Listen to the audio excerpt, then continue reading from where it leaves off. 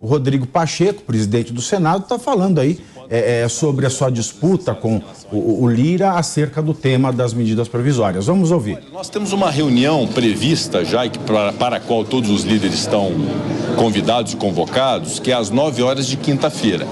Isso garante que todos os líderes tenham sido previamente comunicados e estarão presentes. Eu acho muito importante que essa matéria seja submetida a todos os líderes do Senado, para que todos tenham a oportunidade de se pronunciar em relação a essa proposta feita pela Câmara dos Deputados, que, repito, não é uma proposta de alteração da ordem constitucional, mas de uma formatação no regimento através de resolução que pudesse fazer essas adequações. O que nós não podemos é condicionar isso à apreciação das medidas provisórias, porque elas já foram editadas, é nossa obrigação entregar tudo que está contido nessas medidas provisórias, apreciá-las efetivamente, segundo o rito atual. E, obviamente, que as sugestões, nós estamos numa casa democrática, nós temos que ouvir as sugestões da Câmara e levar aos líderes. Então, nós estimamos fazer o quanto antes essa reunião de líderes. Se, eventualmente, nós conseguirmos reunir todos os líderes amanhã, seria o ideal que nós antecipássemos. Se não, fica na reunião ordinária de líderes, do Colégio de Líderes, que é às 9 horas de quinta-feira. De qualquer modo, as medidas provisórias do governo anterior, já há um esforço concentrado na Câmara dos Deputados para a apreciação dessas medidas provisórias essa semana, e na medida que o Senado for recebendo essas medidas provisórias, nós também vamos votar essa semana e agora na véspera da Semana Santa, nos próximos dias da semana que vem, terça e quarta-feira, para esgotarmos esse estoque de medidas provisórias do governo anterior. O senhor conversa com o presidente Lula hoje sobre essa discussão das medidas provisórias? Eu tenho uma agenda prevista com o presidente Lula às 17 horas, de modo que eu vou abrir a sessão do Senado agora, a ordem do dia, votar as matérias da ordem do dia, transferir a presidência para o vice-presidente veneziano Vital do Rego e vou me encontrar com o presidente da República. Para discutir a tramitação das MPs, esse impasse? Ele me convidou para uma reunião às 17, então eu vou lá, presumo que seja esse um dos assuntos, eventualmente pode ter outros também, mas é uma reunião importante que se tenha com o presidente para alinharmos a pauta do Senado, inclusive. Presidente, a sua avaliação pessoal sobre a questão da proporcionalidade nas comissões mistas?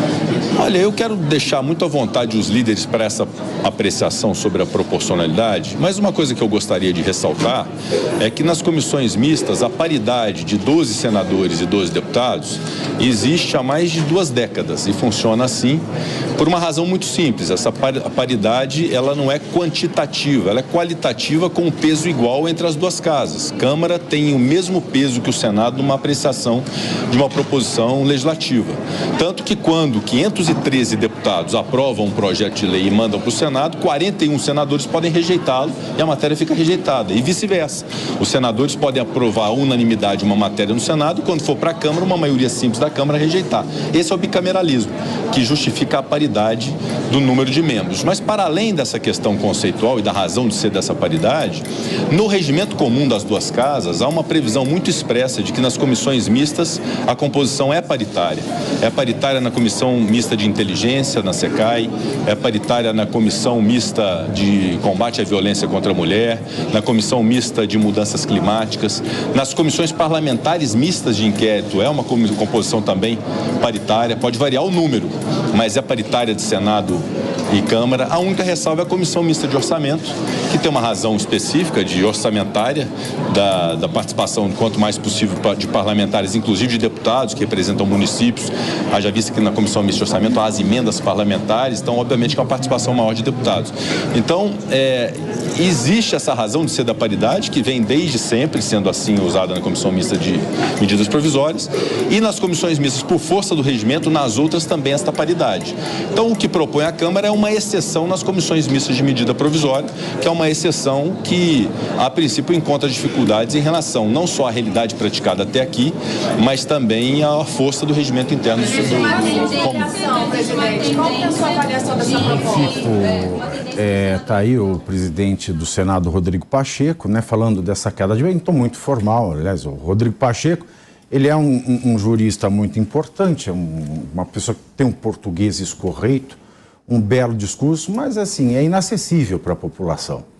Né? A população, enquanto você está ouvindo, né, paridade, a população só pensa no suco do cavalo, capitão. Só pensa no suco do cavalo. E a questão é a seguinte, eu quero fazer um link aqui entre esse tema do Rodrigo Pacheco e o tema que a gente estava falando da volta do Bolsonaro, né? Porque eu costumo dizer o seguinte, antes da semana passada, Fala, se eu fosse Bolsonaro, eu não voltava. Por quê? Porque eu teria medo de ser preso. Por qual razão? Não sei. Porque tá todo mundo estranho. Tá estranho. Não tem como negar. E quem assiste todos os programas vai saber por que eu digo isso. Agora, de 10 dias para cá, ele já não corre mais esse risco. Por quê? Porque nesses últimos 10 dias, o Lula fez tudo aquilo que poderia levar o Bolsonaro à prisão. À exceção da questão do crime de descaminho, que foi ter passado... O assessor, aliás, passou com bens dele sem declarar. Isso é um problema. Isso está na lei, né? Mas daí eu me pergunto o seguinte, vendo o Pacheco falar agora, me vem um outro insight. Capesco, Bayashi, Marcelo Sônia e Rodolfo. Que é o seguinte, o Lula nomeou o Mercadante para presidente do BNDES, uma estatal, sem poder. Suspenderam a lei. O teto de gasto ainda vale, porque não apresentaram arcabouço, mas está suspensa a emenda constitucional. A Constituição brasileira está suspensa. Lei de responsabilidade fiscal também é só não aplicar. A moralidade da Constituição também é se você decidir se quer aplicar ou não. Bom, aí a questão do Lira, o que está rolando? O Lira, ele tem um regime emergencial de aprovação de MP que valia para o estado, né, urgente da pandemia. Passou esse estado de urgência, volta a valer o que a Constituição manda. Mas ele não quer. Então ele continua agindo sem querer cumprir a lei. Então, se a única coisa que complicaria o Bolsonaro é o desrespeito à lei, com a questão de não ter passado, não ter declarado as joias, o que vai se aplicar a lei agora? Vai parecer, não é? Vai parecer, como é que se diz? Eu estou esquecendo as palavras. Perseguição. Hoje. Perseguição. Não vai? Olha, eu acho, em primeiro lugar, não há razão jurídica para o Bolsonaro ser preso. O pacote anticrime, aliás, o pacote anticrime que, apresentado pelo Sérgio Moro, trouxe um requisito fundamental e intransponível para a decretação da prisão provisória.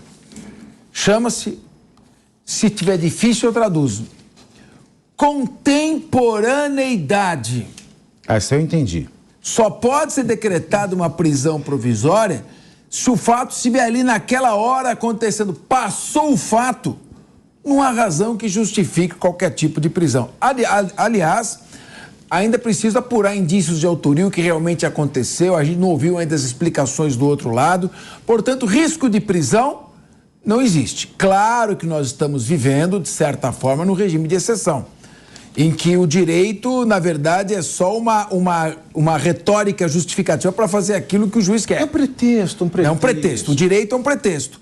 E se o direito é um pretexto, como você falou, o que vale mais é a política, é a posição política. E sob esse aspecto, embora, como bem lembrou aqui o Nelson Kobayashi, a razão jurídica esteja com o Pacheco, paridade significa, eu preciso, o Pacheco explicou bem, eu preciso mais da metade do Senado para aprovar um projeto. Qual que é a mais da metade do Senado? 41 votos. Eu preciso mais da metade do Congresso Nacional para aprovar um projeto. Qual que é a mais da metade? 262, eu acho, 261.